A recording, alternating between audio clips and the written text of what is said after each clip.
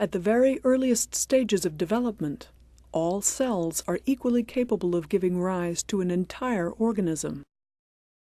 But after only a few rounds of cell division, the cells begin to lose this totipotency and to differentiate, sorting into groups that will either contribute to the placenta or to the embryo itself.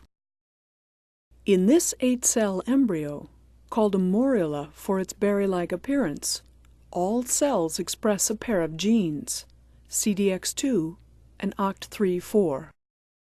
But as the cells of the morula go through their next round of division, CDX2 is downregulated in the innermost cells, while OCT3-4 remains expressed throughout.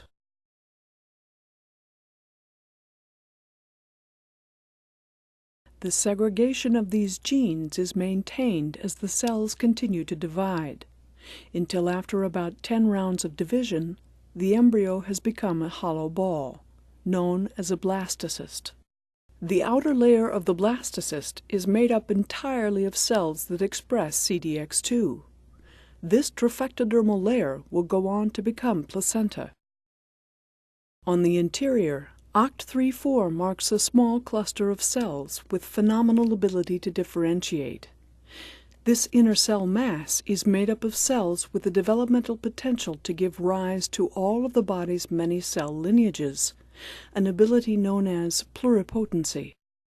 And indeed, every one of the cells in your own body can trace its ancestry back to these few dozen pluripotent stem cells. Even after the embryo has grown into an adult, many of the body's cells continually die off and need to be replaced. For example, billions of red blood cells need to be replaced each day. This is the work of stem cells known as hematopoietic stem cells, which are located in the bone marrow. Residing in a complex cellular environment, the hematopoietic stem cell is able to generate precursors to every type of blood cell.